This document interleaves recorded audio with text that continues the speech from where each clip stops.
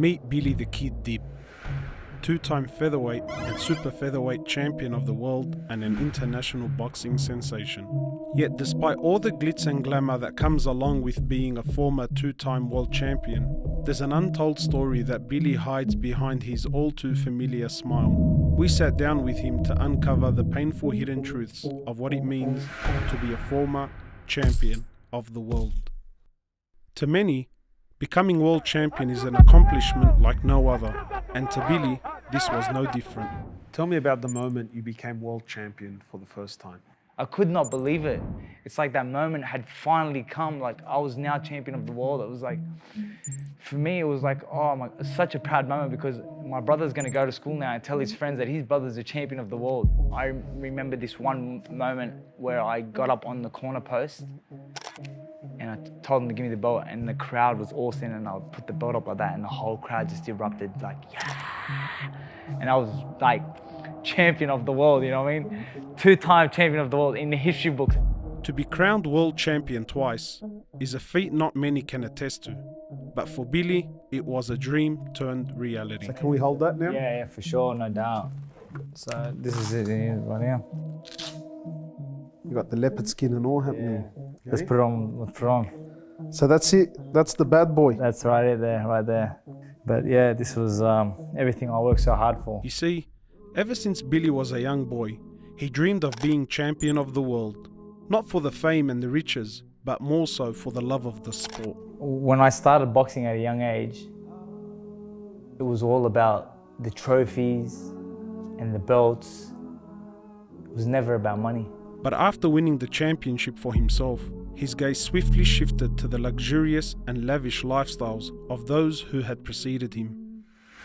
I grew up watching people like Oscar De La Hoya, Shane Mosley, Prince Nassim, Mike Tyson, guys that had gone on to become multi-millionaires of their sport, like right?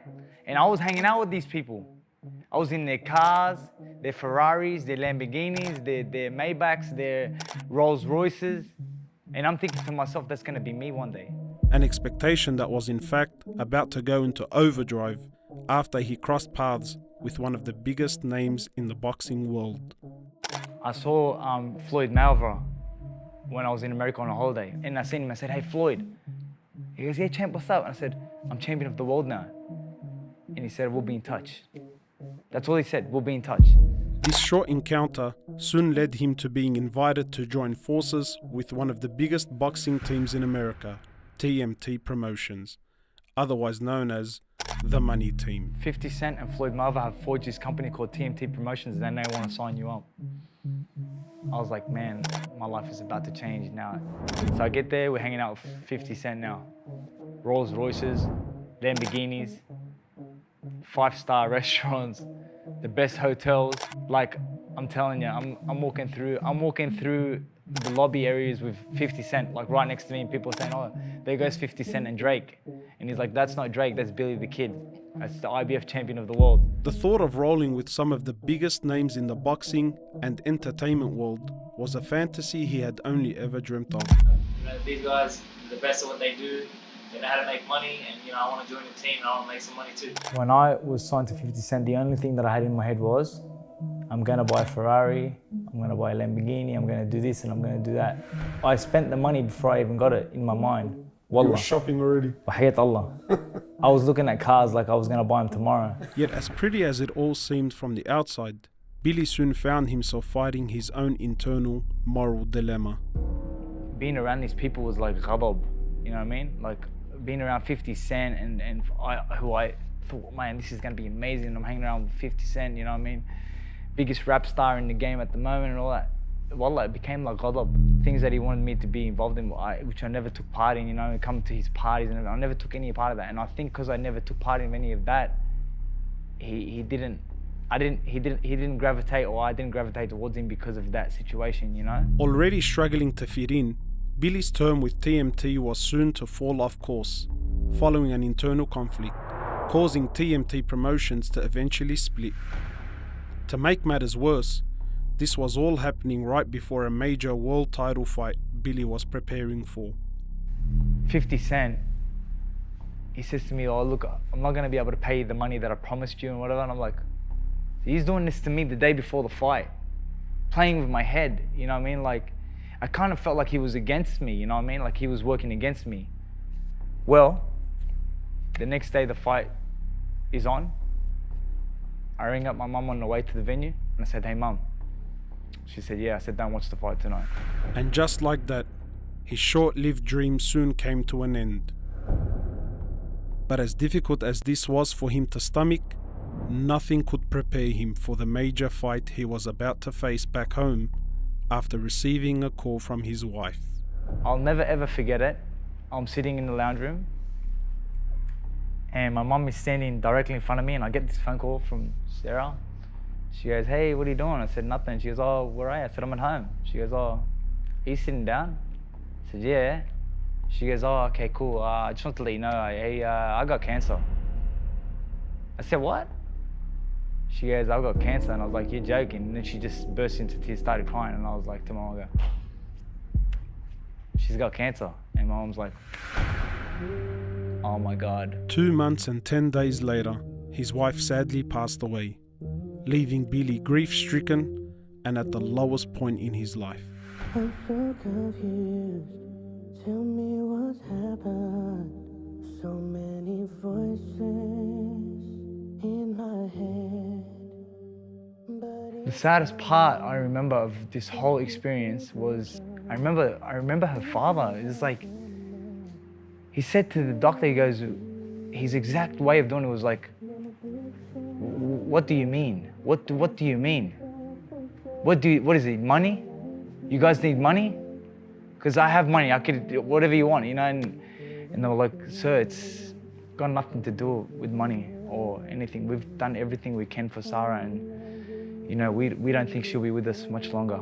And the only thing going through my mind was, what good is money now? He never expected the love of his life to be taken away so soon. Yet just as Allah gives, Allah takes away. And it was a lesson that Billy learnt the hard way.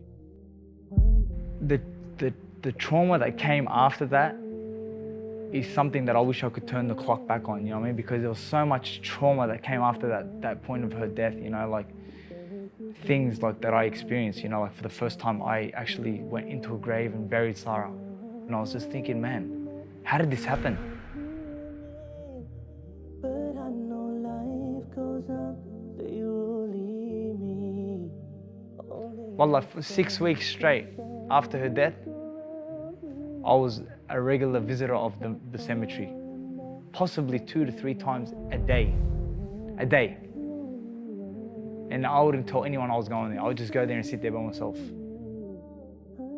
Dealing with this loss was no doubt the biggest fight Billy had seen in his career thus far. Yet by turning to his religion and reviving his connection with Allah, he was able to make it through. The only calmness that I would find in my life is through salat. That's the truth.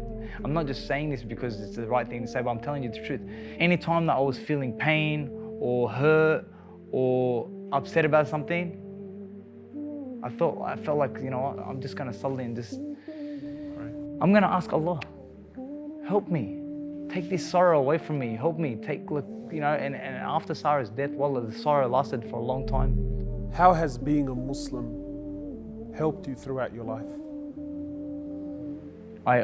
I believed strongly because my father had instilled us that nothing in your life happens without the will of Allah subhanahu wa ta'ala.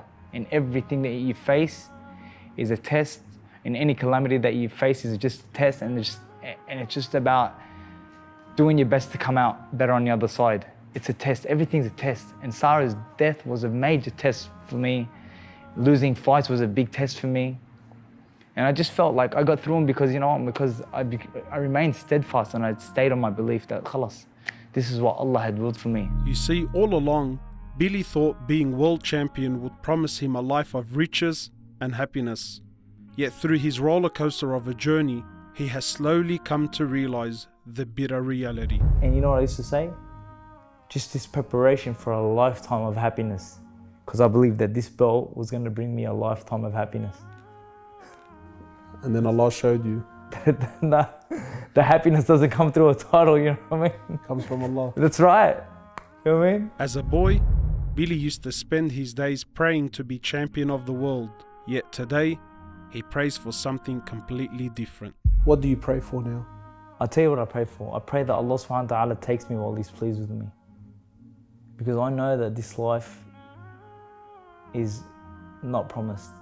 And we could be days, months, or years away from death. And I just pray that Allah subhanahu wa ta'ala keeps me steadfast and takes me only when He is pleased with me. Because this dunya means nothing. It really doesn't. You know what? You just do the best you can, inspire as much as you can, fear Allah as much as you can, and hope for Allah to take you in a time when you're ready. I ask Allah that He gives you what you ask Him for. Ameen. And more. May Allah reward you, Mom. Thank you for this opportunity, Billy. We all have stories to tell, and I pray that this was a story that will remind you and I of our true purpose in life.